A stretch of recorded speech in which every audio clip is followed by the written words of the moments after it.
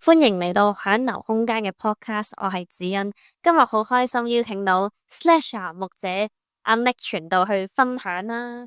你又介紹下自己Hello，大家好，我係阿 Nick 啊。咁我而家就係一個 Slasher 啦。咁有幾份唔同嘅工作啦。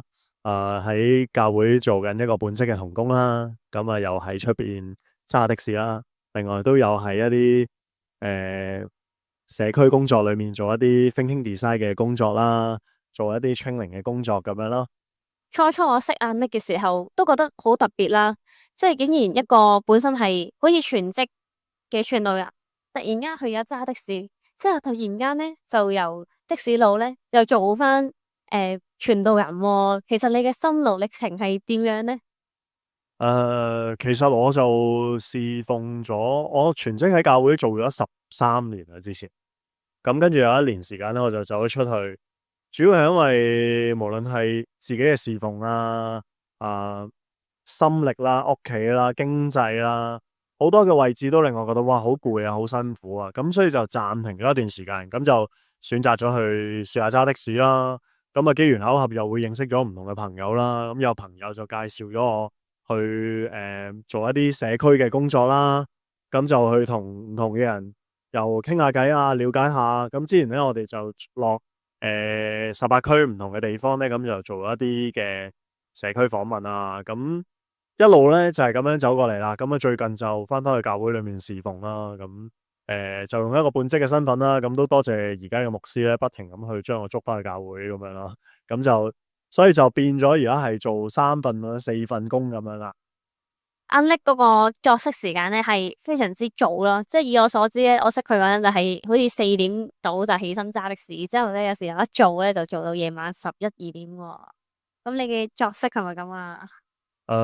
我係好早起身嘅。咁而家即係除咗揸的士要好早5點鐘交更，我哋4點幾就要起身之外咧，根本就算平時我都係慣咗4、5點起身，我就會做自己嘅嘢噶啦。咁因為我自己有2個小朋友啦，咁佢哋又好早瞓噶啦，咁為咗爭取啲時間做嘢咧，咁我就通常都早啲起身咯。咁朝頭早就會靈修啊，做咗自己要做嘅文件嘢啊，然後就去做嗰日工作嘅安排咁咯。非常之豐富嘅一日啦。咁你其實覺得而家其實做 Slasher 牧者咧，你好似真係有好多時間要做嘢啦。咁對比起以前做全職嘅時候，你覺得個生活方式係點咧？會唔會話攰咗咧？因為你要額外再做唔同3、4份工，仲要湊仔女。如果你咁問咧，我就會覺得而家咧係嗰件事時間上面係少咗嘅，但係你嘅狀態係會平衡啲嘅。因為確實咧，以前喺教會做一個牧者嘅時候咧，我會咁樣形容就係你心力嘅消耗其實好大。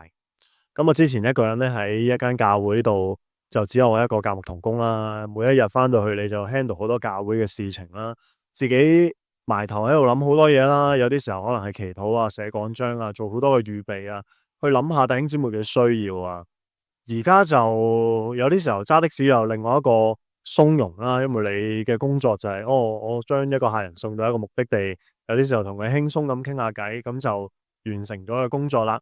會咁樣形容就係而家時間上面係即係可以用嘅時間係少咗好多嘅，但係你裏面嗰種狀態會平衡啲啦。有啲時候喺教會裏面做嘢咧，咁你就消耗下啲心力啦。因為喺教會做嘢唔會走走趯趯啊，唔使搬搬抬抬啊。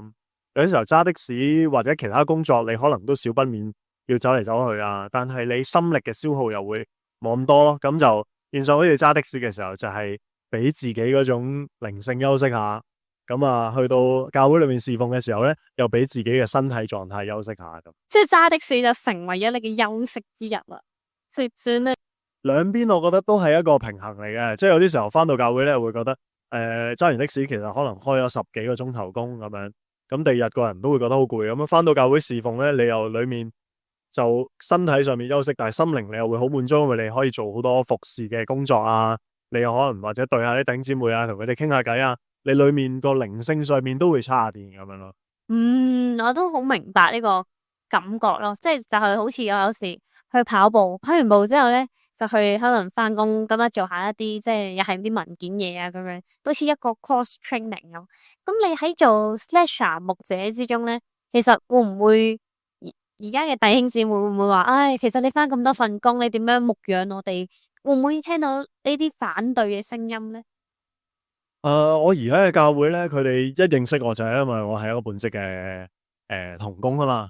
咁都有啲人會講啦，不如你做翻全職啦咁樣。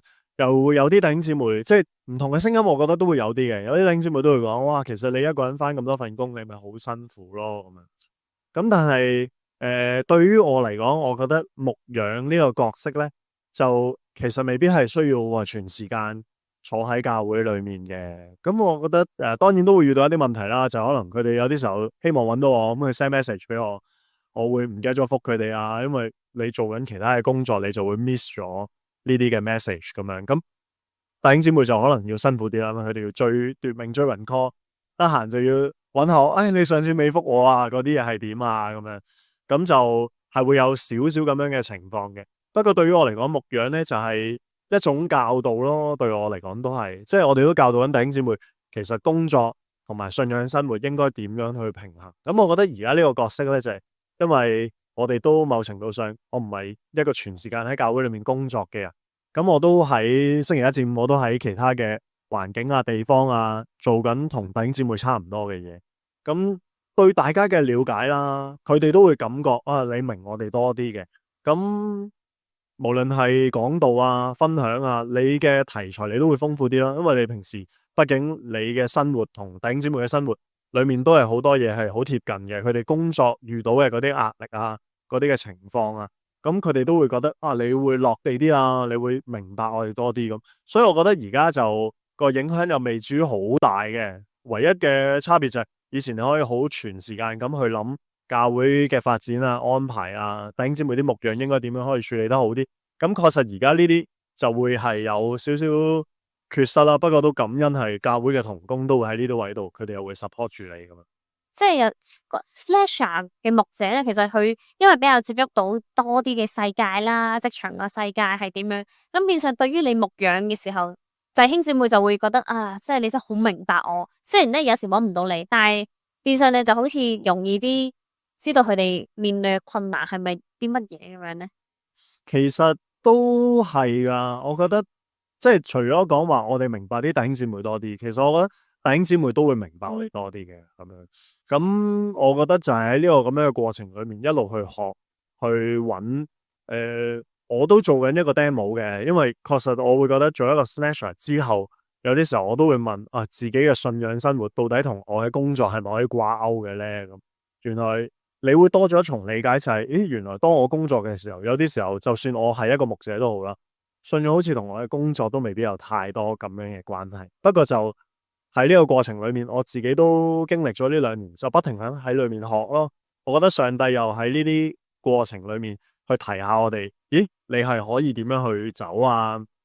我覺得自己似係一個先鋒去同啲弟兄姊妹一齊去實際測試下，到底我哋嘅信仰生活點樣離開教會之後，都仍然係我哋嘅信仰生活咁樣。即係你將其實一個信仰嘅價值觀啦，亦都可以唔單止套用咗喺教會，而係你喺職場上都同嗰啲人咁樣相處。係噶係噶，就算講話揸的士，可能我哋嘅互動少啲啦，但係其實喺呢個過程裏面，我都有好多嘅經歷係同唔同嘅人去分享下。有啲時候，就算我揸的士嘅朋友，佢哋都會知道，你係一個傳道人，佢哋都會好好奇啊，又會問下你其實關於信仰嘅嘢啊。咁有啲時候同啲客人又傾下偈咧，都會係一種幾有趣嘅體驗咯。即係信仰同生活嘅撞擊，我覺得呢啲都係我哋無論係即係都唔係淨係講話係講道嘅題材咁簡單，而係真係會發現咗好多好新奇有趣嘅事情噶。咁真係打破咗即係教會喺四埲牆裏面咯，即係你將個信仰就係闊咗喺你嘅生活之中。係啊，其實對我嚟講，我覺得所以都係我而家好中意繼續用一個 slasher 嘅身份，咁喺唔同嘅角色啊、唔同嘅崗位底下去做嘢，又去體會多啲唔同嘅文化。呢一個咁樣嘅角色對我嚟講，我就覺得其實都係好寶貴嘅，因為確實我哋真係會豐富咗自己嘅信仰生活好多。咁我又想問下，其實作為一個 slasher 嘅牧者啦，同埋你以前全職咁樣做傳道人，其實喺個收入上咧，其實係咪會都幾唔同啦？可能咁咧，你會唔會掛住淨係追求？哎呀，就係想賺多啲錢，而搵到好迷失自己咧？有冇試過呢啲階段咧？曾經有一段時間咧，我就真係好老實咁講，只係想揾多啲錢咯。因為我一開始都冇諗過啊，係咪要做一個半職嘅牧者或者成咁樣？咁都係一個過程，一個階段啦。我會覺得其實自己都係有一段時間係哦，希望自己揾多啲錢啊，做多啲唔同嘅嘢啊，搏命，希望個生活環境可以改善多啲嘅。咁但係去到後期咯，我自己都會重新去審視下自己呢一個係咪我想過嘅生活咧？呢一個係咪我要追求嘅嘢咧？咁慢慢我就覺得喺呢個過程裏面，就重新去揾翻一種平衡。因為對我嚟講，我覺得完全撇開錢呢樣嘢係好離地嘅，因為確實生活就係需要好多錢啦。而家我有兩個小朋友啦，住屋啦、生活啦、飲食啦，佢哋學嘅興趣班，所有嘢都係錢。我唔會講話，我哋就只係講信仰嘅價值，而撇開，其實呢個都係我哋生活嘅價值咯。咁所以如果我哋嘅生活都搞唔掂咧，咁好難再講話信仰層面應該點樣做。咁咧，其實而家網絡世界咧就會有好興一個嘅 topic 啦，就係例如啊，我廿幾歲要搵到幾多錢，我廿幾歲、30歲之前要做啲乜嘢。咁咧有啲弟兄姊妹佢就會覺得，即係佢睇到呢啲網上嘅言論啦，即係例如啱啱大學畢業，你要搵到5萬蚊一個月，即係我好似好離地啦。但網上啲人都係覺得呢個標準係啱嘅咁樣。咁變相咧有啲弟兄姊妹其實佢哋，我有呢一啲大學乜嘢嘅資格，或者可能佢本身係有故事牌、社工牌、乜嘢牌都好，但佢哋裏面咧，其實又好想回應上帝一啲嘢喎。但係咧，如果一揀咗可能一啲上帝嘅，例如佢要服侍神嘅時候，其實同佢本身嘅專業資格嗰個收入就會爭好遠啦。咁你又點樣俾呢啲掙扎中嘅弟兄姊妹咧？有冇啲咩意見俾佢哋咧？嗯，我自己嘅經驗咧，我覺得好得意嘅，因為你揾錢咧，就特別揸的士啊咁樣咧，係你做幾多就揾幾多，你可以無限咁樣去瘋狂壓榨自己嘅時間，然後去換一啲錢翻嚟。咁我覺得到到最尾其實係一種生活嘅平衡嚟噶，即係到底揾幾多先至為之 OK？到底社會嘅標準係點樣？其實呢啲標準咧，如果成為我哋嘅生命裏面呢一個我哋要不停咁追求嘅目的咧，咁就會原來會過得好唔開心。即係我過去係一個傳道人，到我揸的士嘅時候咧，我都有一段時間係會俾社會嘅標準去不停 trap 住自己咧，然後你就會諗好多嘢啊，覺得自己無論係身份啊，無論揾嘅錢啊，係咪 OK 咧？喺我而家呢個年紀去俾人睇，喂，其實我哋做一個咁樣嘅角色，揾到一個咁樣嘅人工，我哋生活咁吃力，即係裏面都會有好多咁樣嘅比較同埋想法喺度。不過到最尾就係我裏面咧就係點樣為之夠咧？原來唔係一個社會嘅 standard 咯，係我哋要話俾自己知，我覺得我嘅生活應該要點樣先至係一個滿足。原來係我哋要自己訂立呢一個咁樣嘅標準，無論喺侍奉啦，喺即係我覺得撇開侍奉咁去講，因為又好老實，即係譬如我揸的士，有好多人咧，即係我識啲朋友咧，佢哋真係朝頭早5點鐘開工，做到夜晚11點，然後佢哋瞓4、5個鐘頭再起身，日復日咁樣揾。咁因為你日日都咁樣開工，你用嘅錢好少，你揾嘅錢就自然你都儲到好多錢。咁但係我就會覺得係平衡下自己嘅生活狀態咯。我想要啲乜嘢啊？乜嘢係我真正需要噶？咁我覺得呢個就係信仰同我哋講嘅嘢，佢都唔係講話我哋唔需要生活嘅錢嘅，而係一種適當嘅平衡咯。喺個回應上面，我唔係睇錢比上帝重要，我係睇錢係我生活嘅需要啫嘛。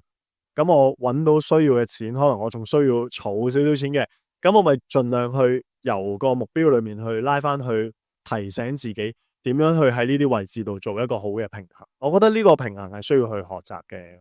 我記得我啱啱升中學畢業之後咧，咁咧我就試過喺酒店度做啲 part time 啦。咁你知道酒店咧其實可以連間噶嘛，即係你一間接一間。咁我記得我嗰陣咧返咗17個鐘，咁當然即係都 OK 啦，即係都幾多錢啦。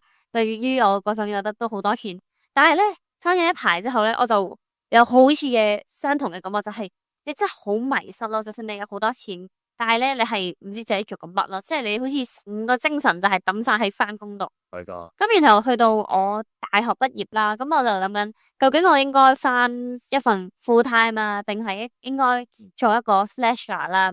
咁之後咧，我有一次咧，就即係都同神去祈禱啊，神啊，如果你都開路俾我做 slasher，咁你就可唔可以將而家呢份工嗰個人工就即係加多啲啊？搞唔掂，即係唔夠生活啦嘛，咁即係而家淨係靠 slash。之後咧，咁我嗰個老細咧就同佢 deal 嘅時候，佢好順利咁樣就唔知 deal 咗 double 以上啦。咁我就夠 full time 嗰個薪金，咁我就繼續 slash 落去啦。咁咧，當我 slash 落去嘅時候咧，即係其實 slasher 都有 slasher 嘅辛苦啦，因為始終你work from home，咁我其實可能覆 message 就係等於247咁覆，即係24小時咁覆。咁咧，即係當然有時2、3點都係覆緊 message 啊，或者凌晨4、5點有覆噶。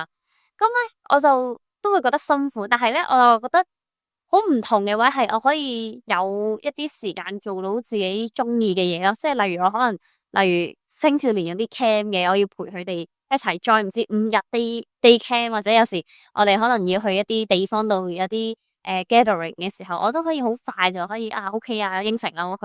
咁我就覺得有時 slasher 用 slasher 嘅身份去服侍神咧，係都幾唔同咯，即係可以好用。如果我係一個 full time 嘅時候，其實我未必一年請到咁多日假去陪啲青少年。係但係如果係一個 slasher 咧，我就可以好安排到自己時間咯。所以我又覺得slasher 都幾特別，同埋即係同牧養有時都係有一啲嘅好處咯。係噶，所以如果你要咁講咧，就係不過就其實返一份工或者做一個 slasher 嘅牧者或者一個工作者都好啦，其實係我覺得就係一種平衡咯，就係你知道自己嘅角色你想做啲乜嘢，然後去做一啲咁樣嘅調節咯，即係唔係等於我哋返一份正常嘅工係咪朝九晚五就唔好咧？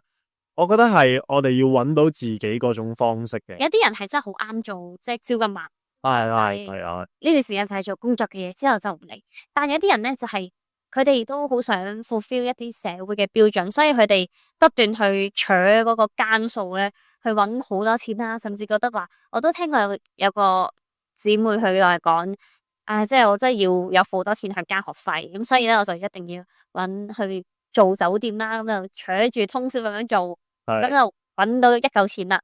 咁佢後尾咧就發現，其實我因為返工已經返到係冇咗返教嘅時間，佢就覺得其實唔係幾好咯，即係佢都會覺得，其實冇一個平衡咁，所以佢最後就有時都會取捨下啲時間。係啊，所以你講得好啱嘅，就係一個咁樣嘅取捨嘅過程咯。即係我哋最緊要知道嘅係點樣去平衡翻自己啲狀態。我都覺得係啊。咁咧，我就有啲 Q&A 嘅問題就想問啦。係。咁咧，有啲人咧就覺得，其實即係我哋追求財富嘅時候咧，即係聖經就係話萬惡之根啦，貪財。咁但係咧，有啲聖經嘅情況咧，又會教導我哋要即係適當地投資。咁你點樣睇錢呢樣嘢咧？究竟我哋去追求一個更好嘅生活質素，咁係一個貪財啊，定係有時其實某程度都係上帝嘅祝福咧，即係財富俾我哋。我覺得最緊要係唔好將佢二元咁樣對分先咯。財富係神俾我哋嘅祝福嚟可以。不過如果我哋將財富睇得比上帝重要咧，咁佢就成為咗嗰個萬惡之根咯，就真係。咁所以好多位置其實我覺得係到最尾就係我哋頭先講嘅平衡。神要我哋去工作咧，即係工作都係一個神學嚟噶嘛。咁工作都係一個祝福嚟喎，可以係咁樣。咁但係點樣喺呢啲位度做一個平衡？我哋去要問翻，其實會唔會我哋係因為錢，然後我哋連時間都唔俾神咧？我哋係剝削咗自己，即係嗰種生活咧。其實如果我哋講，喺我裏面嘅理解咧，就係我哋都係神做俾我哋一份嘅禮物啦，係嘛？即係我哋自己。咁我哋會唔會忽視咗神創造我？除咗係工作之外，其實我哋仲有好多身心靈嘅需要咧。如果當我哋呢啲嘢都拎走晒，只係剩翻到我哋淨係要揾多啲錢嘅時候，其實嗰件事就係一種扭曲咯。咁所以其實對於我嚟講啦，我即係譬如過去咧就係、因為一個 snatcher 就係你做幾多就揾幾多啊，你停低咧就真係手停口停啦。咁所以一開始就係會咁，既然我都 OK，咁咪再做多啲咯。我哋就會跌咗入一個咁樣嘅陷阱裏面，就係希望咁橫掂都係噶啦，咁我休息少2個鐘頭，揾多300蚊，咁好似開心啲喎。咁但係到最尾就係一種平衡咯。聖經裏面講咧就係安息日嘅觀念，就係叫我哋抽時間放翻入去。其實投資啦，或者無論我哋講一個基督徒嘅生活啦，我覺得嗰個唔係淨係金錢咯，而係我哋每一樣嘢個資源嘅分配啊。時間嘅分配啦，錢嘅分配啦，我哋身體狀況嘅分配啦，其實就係一種咁樣嘅價值觀啦。咁所以我就會覺得貪財只不過係最容易令我哋跌入去，因為佢最容易去俾我哋睇到個價值喺邊度啊嘛。咁所以咧，其實對我嚟講就係一種其實個學習就係咩咧？學習用神嘅眼光去睇我哋自己，無論個價值啦。唔係淨係錢啦，我哋好多時候咧用緊個世界或者身邊嘅人話俾我哋知乜嘢價值先重要啊嘛。咁但係其實 find out 嘅係，咦，我哋有冇睇見自己嘅價值係啲咩？如果我哋今日只係用個金錢去標榜，如我哋自己嘅價值，我今日揾到5萬蚊人工，我下年揾到6萬蚊人工，我30歲結咗婚生咗仔，然後我40歲我已經係千萬富豪咁。我哋只係用一種咁樣嘅眼光去睇嘅時候，我哋好容易就會將成個焦點扭曲咗。而調翻轉咧，你用一種我覺得上帝睇我哋嘅眼光，佢渴望我哋都過得好噶嘛，佢愛我哋噶嘛。咁佢愛我哋嘅觀念，未必係如果我揾1000萬，我係唔開心嘅咧，咁可能上帝係咁你夠生活，但係你開心，你覺得邊一種先至係自己一種渴望嘅價值觀？邊個先係神愛我哋嗰一套嘅價值觀？然後重新去將自己嘅生活啦、時間啦、金錢啦，重新做一個擺位，咁我就會覺得係無論係一個 snatcher 啦，一個朝9晚5嘅打工仔啦，無論乜嘢角色都好，當我哋揾到我哋嗰種狀態、我哋嗰種價值、我哋嗰種自身應該點樣去處理翻我哋生活嘅投資嘅呢一個角度嘅時候咧，咁我就覺得咧，呢個就係一種信仰健康嘅平衡啦。咁所以對我嚟講，喺教會裏面嘅侍奉啦，喺同弟兄姊妹朋友之間嘅相處，都係一種咁樣嘅平衡。當你平衡到嘅時候，人哋就會渴望認識你背後嘅信仰，你點解會咁樣理解？你點樣可以做到咁樣？因為我會覺得就係好開心咯。咁所以都祝福大家揾到呢一個平衡啦。係啊，希望大家都喺生活同埋信仰之間都揾到自己一個嘅平衡啦。咁好開心，今日拎傳道去用一個 slasher 嘅